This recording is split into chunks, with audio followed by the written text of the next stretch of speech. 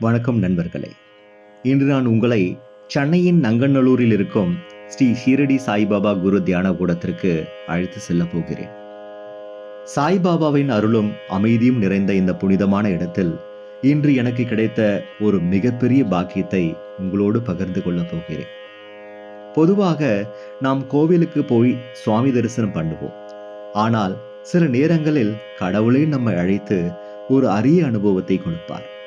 அப்படிப்பட்ட ஒரு அனுபவம் தான் இன்று எனக்கு கிடைத்தது. இன்று வியாழக்கிழமை, சாய்பாபாவுக்கு மிகவும் விசேஷமான நாள். இந்த நாளில் இங்குள்ள பக்தர்கள் அனைவரும் சேர்ந்து சாய்பாபாவை தரிசித்து ஆசீர்வாதம் பெறுகிறார்கள்.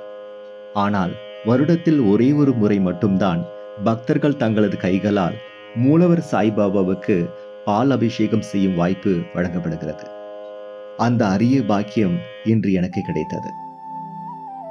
உண்மையாகவே அந்த நொடியில் மனசுக்குள் என்ன ஒரு சந்தோஷம், என்ன ஒரு அமைதி என்று வார்த்தைகளால் சொல்ல முடியாது. பாபாவின் திருவுருவத்திற்கு நேரடியாக பால் அபிஷேகம் செய்யும் போது மனதில் இருந்த பாரங்களும் கவலைகளும் கரைந்து போன மாதிரி ஒரு உணர்வு. நீங்களும் இந்த வீடியோவை பார்க்கும்போது அந்த அருளையும் அந்த தெய்வீக உணர்வையும் அனுபவிக்க வேண்டும் என்பதற்காகவே இந்த தருணங்களை உங்களோடு பகிர்கிறேன். இங்கு இன்னொரு சிறப்பும் இருக்கிறது நண்பர்களே. ஒவ்வொரு வியாழக்கிழமையும் மூலவர் சாய்பாபாவின் கீழே இருக்கும் சிறிய சாய்பாபா லிங்கத்திற்கு பக்தர்கள் நேரடியாக பால் அபிஷேகம் செய்யலாம். அதனால் சாய்பாபாவுக்கு அபிஷேகம் செய்ய வேண்டும் என்று நினைப்பவர்கள் வியாழக்கிழமைகளில் வந்து தங்களது நேர்த்தி கடனை நிறைவேற்றலாம். இந்த தியான கூடத்தின் இன்னொரு பெரிய சிறப்பு அன்னதானம். ஒவ்வொரு வியாழக்கிழமையும் இங்கு அன்னதானம் வழங்கப்படுகிறது. பசியுடன் வரும் யாரும் இங்கிருந்து வெறுமனே திரும்ப மாட்டார்கள். சாய்பாபா எப்பொழுதும் சொல்வது ஒன்றுதான், பசித்தவருக்கு உணவு கொடுப்பது கடவுளுக்கே கொடுப்பதற்கு சமம். அதனால் உங்களால் முடிந்த அளவில் அன்னதானத்திற்கு உதவி செய்யலாம். அது பணமாகவும் இருக்கலாம், அரிசி, பருப்பு, காய்கறி போன்ற பொருட்களாகவும் இருக்கலாம். உங்களால் முடிந்த சிறிய உதவி கூட பலரின் பசியை போக்கும் பெரிய புண்ணியமாக மாறும். இந்த ஆலயத்தில் சாய்பாபா மட்டுமல்லாமல் பல தெய்வங்களின் சன்னதிகளும் அமைந்துள்ளன. இங்கு லக்ஷ்மி, ஆஞ்சநேயர் சன்னதியும் உண்டு.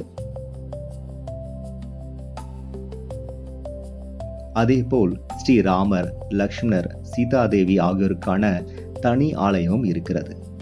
விநாயகர் சன்னதியும் மேலும் தத்ராயர் சன்னதியும் பக்தர்களுக்கு அருள்பாலித்து வருகிறது. அதனால் ஒரே இடத்தில் பல தெய்வங்களின் தரிசனத்தை பெறும் அரிய வாய்ப்பு இங்கு கிடைக்கிறது.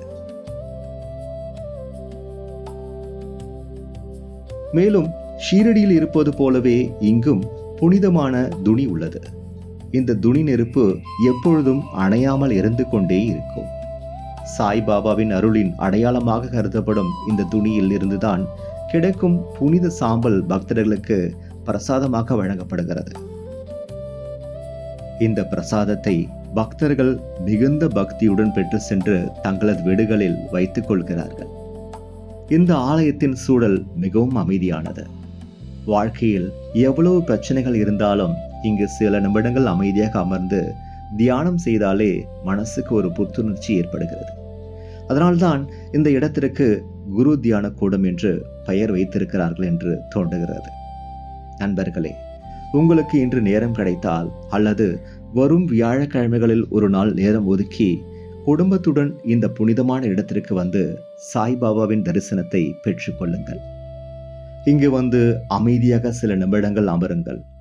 பாபாவிடம் உங்கள் மனதில் இருப்பதை சொல்லுங்கள். உங்கள் கவலைகளை அவருடைய பாதத்தில் வைத்துவிட்டு வாருங்கள். எந்த வடிவத்தில் உதவி செய்ய முடியுமோ அந்த வடிவத்தில் அன்னதானத்திற்கு உதவி செய்யுங்கள்.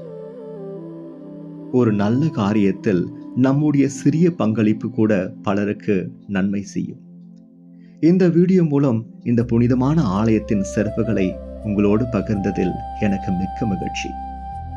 சாய்பாபாவின் அருள் உங்கள் குடும்பத்தின் மீது எப்பொழுதும் பொழியட்டும். நீங்கள் மனதார நினைக்கும் நல்ல காரியங்கள் அனைத்தும் நிறைவேறட்டும். உங்கள் வாழ்க்கையில் ஆரோக்கியம், சந்தோஷம், செழிப்பு, மன நிம்மதி அனைத்தும் பெருகட்டும். ஓம் சாய்ராம். தொடர்ந்து சாய்பாபாவின் ஆரத்தியை கண்டு மகிழுங்கள். உங்கள் மனதில் உள்ள அனைத்து ஆசைகளையும் சாய்பாபா நிறைவேற்றுவார். ஓம் சாய்ராம்.